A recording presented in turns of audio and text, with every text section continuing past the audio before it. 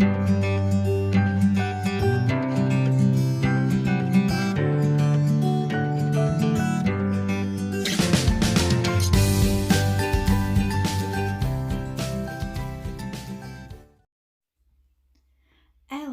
and the Wonderful Lamp. There once lived a poor tailor who had a son called Aladdin, a careless, idle boy who would do nothing but play ball all day long in the streets with little idle boys like himself. This so grieved the father that he died.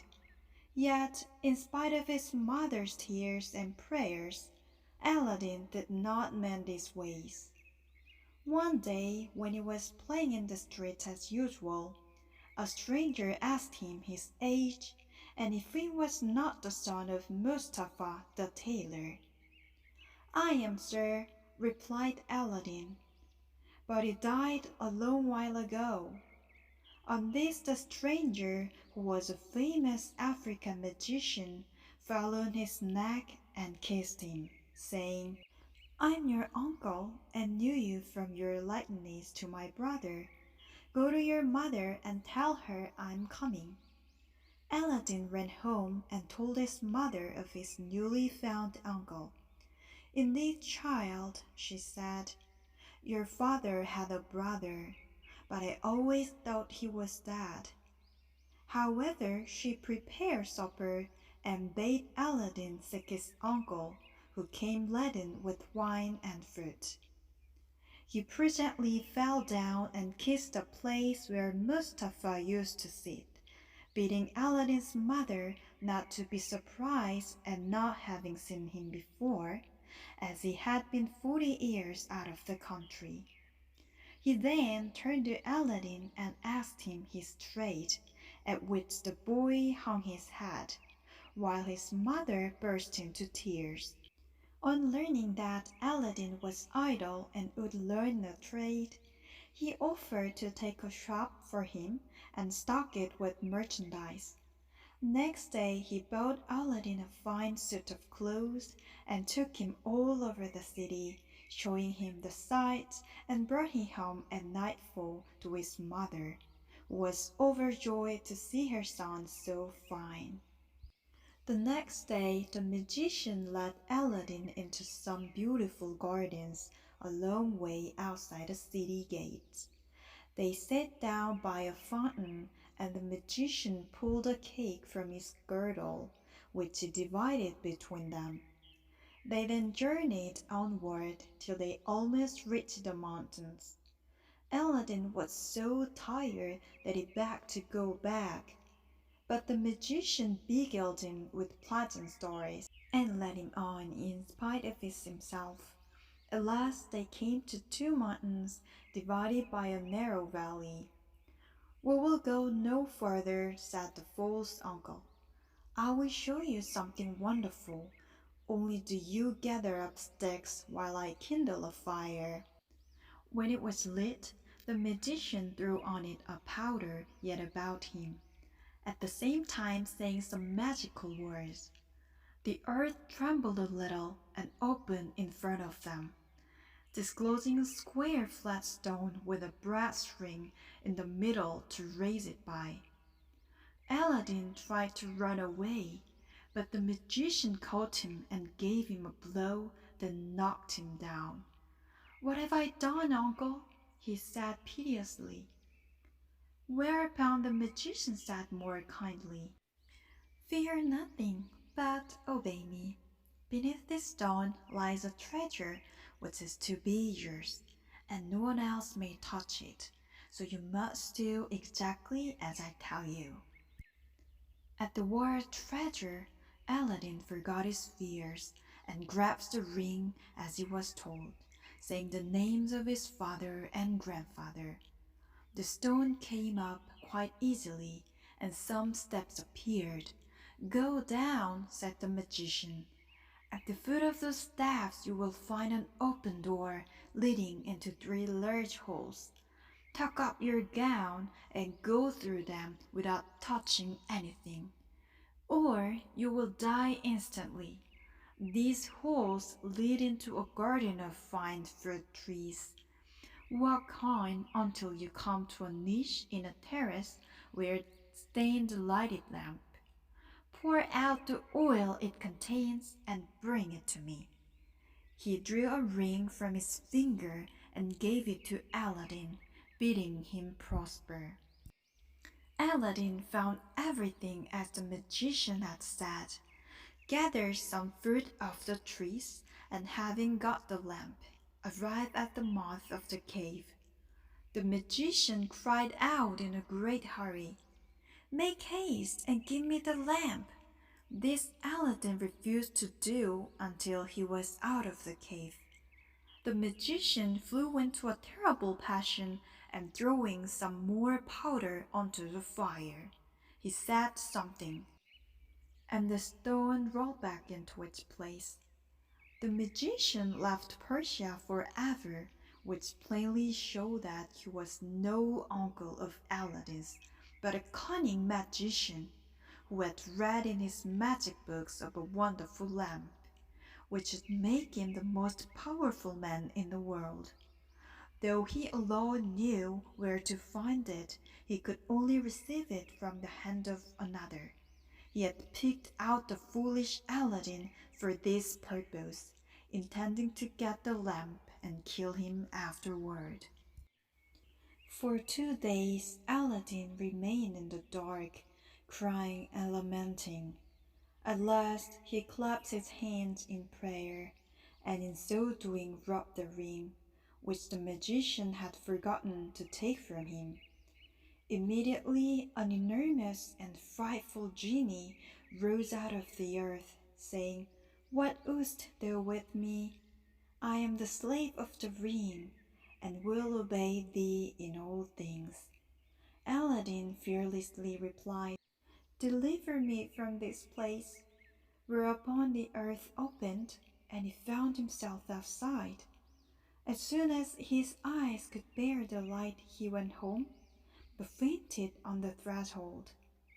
When he came to himself, he told his mother what had passed, and showed her the lamp, and the fruit he had gathered in the garden, which were in reality precious stones. He then asked for some food. "Alas, child," she said, "I have nothing in the house, but I have spun a little cotton and will go and sell it." Aladdin bade her keep her cotton, for he would sell the lamp instead.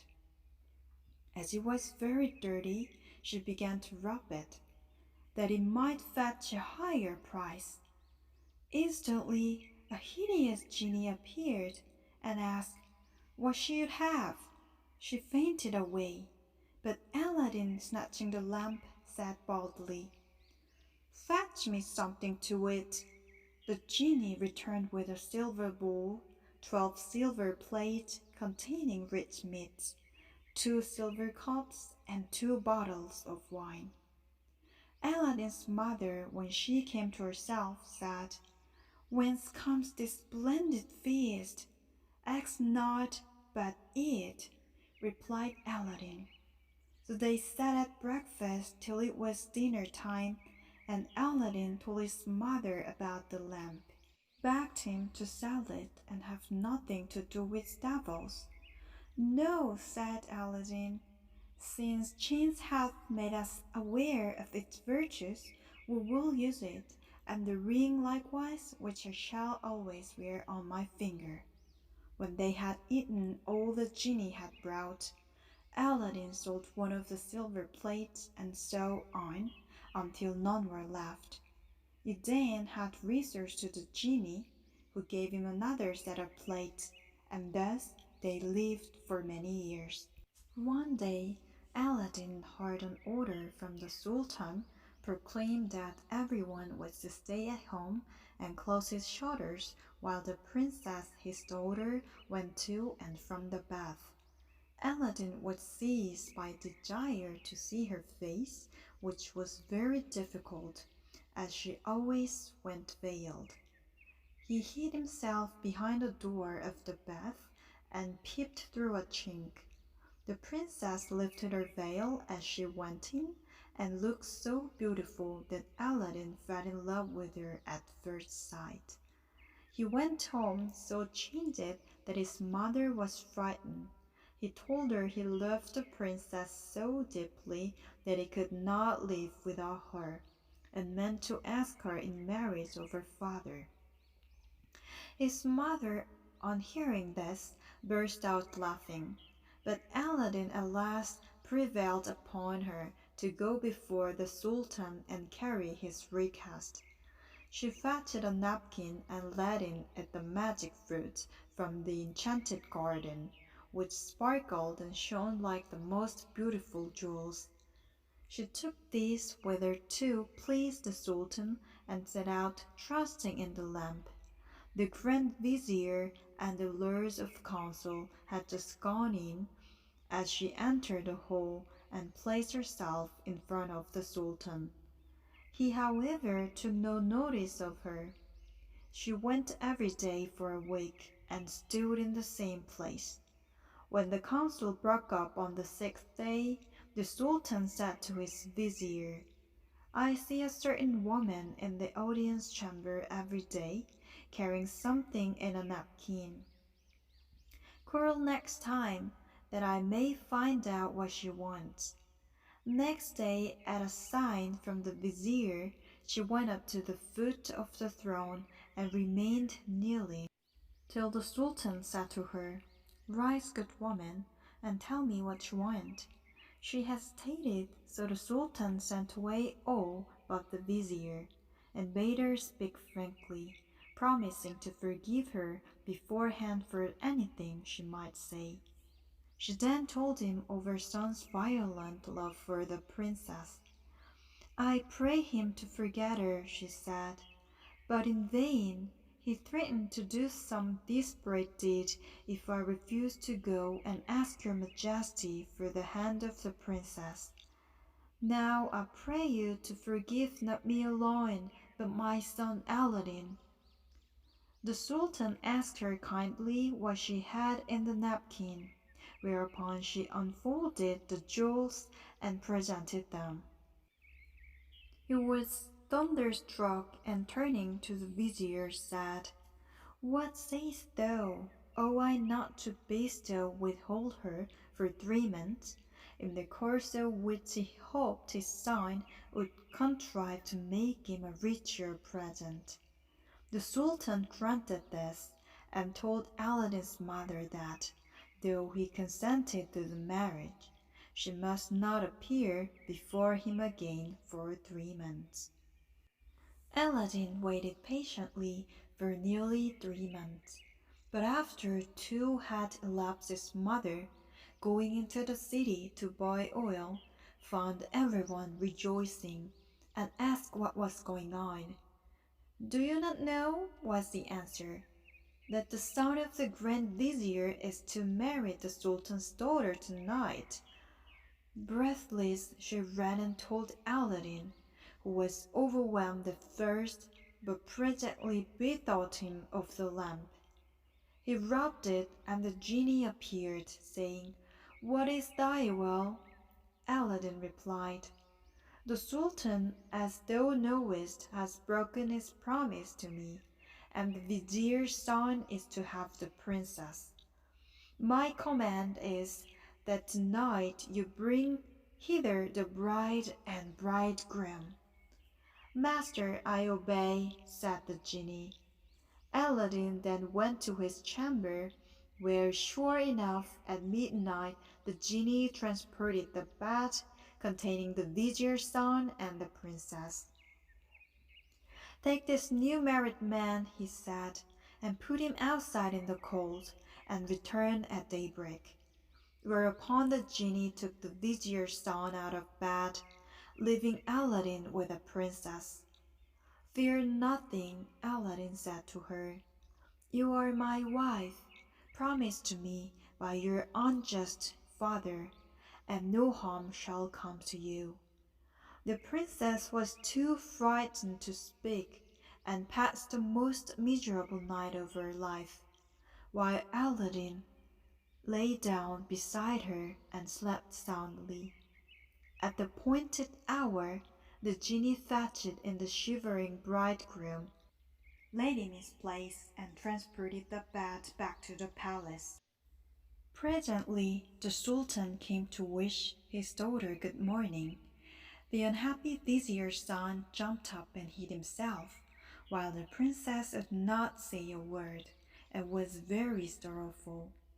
The Sultan sent her mother to her, who said, "How comes it, child, that you will not speak to your father? What has happened?" The princess sighed deeply, and at last told her mother how, during the night, the bed had been carried into some strange house, and what had passed there.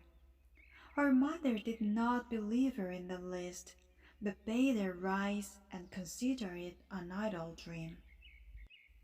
The following night exactly the same thing happened, and next morning, on the princess's refusal to speak, the Sultan threatened to cut off her head.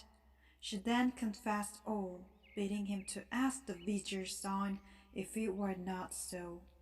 The Sultan told the vizier to ask his son, who owned the truth, adding that, dearly as he loved the princess, he had rather die than go through another such fearful night, and wished to be separated from her.